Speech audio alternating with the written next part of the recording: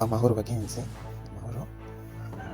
Ubu ndabazaniye exchange iriko itanga amafaranga ya 50 USDT ukigira konte. Reka mbereke ingene bikorwa. Tugurure. Aha uragira amazina yawe ngaha username canke irindi zina wipfuza.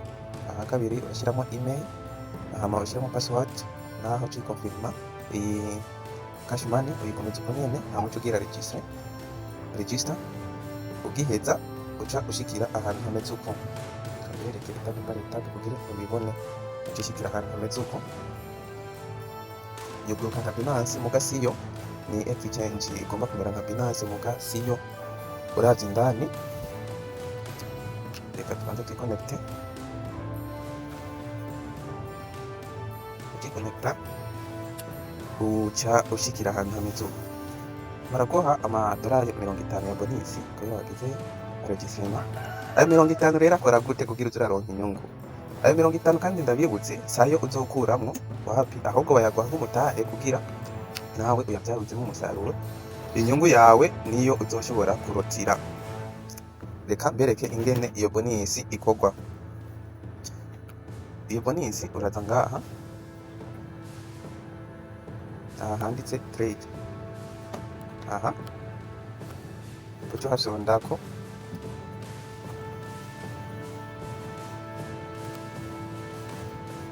hasonzeko tugereke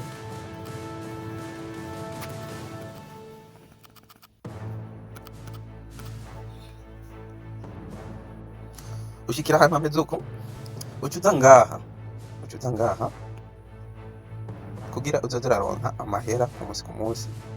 Ucuza ngaha, aha aka kantu kemeze kameruko, urabona kameruko. Ukemeje ko uca usonda ngaha kuri buy, aha kuri buy bot. Aha amahera uzoba ukoriye ku munsi ahita yiyafisha ngaha muri balance yawe. Reka mbereke etape kugira mubibone. Murabona yuko aca yiyafisha ngaha kuri balance yawe. Aya rero niyo nemerewe kurutira. Murabona za dolari 50 ntiziriko ziraba afishe ngaha kuri balance kubera iki siti wanje, ahubwo bazintijije kugire nshobore nanje kuronka inyungu. Rero iyi business, iyi exchange muyugurure muri benshi, kandi aya urashobora kuyarungika kuri wallet zose ushaka.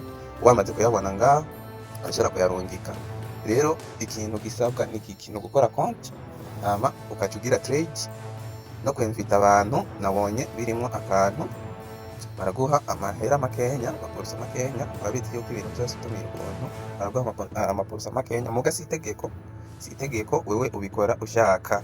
Icyo ukora gusa udashobora kwibagira niyo trade. Ukaca tradinga ayo mabonisi 50 baba baguhaye kugira ushobore kuzuraronka iyo nyungu yo ku munsi. Aka kantu murabona rero karizewe. Aya urashobora kuyabikuza muri wallet zose ushaka, muri Binance, muri Trust Wallet, ayo zose.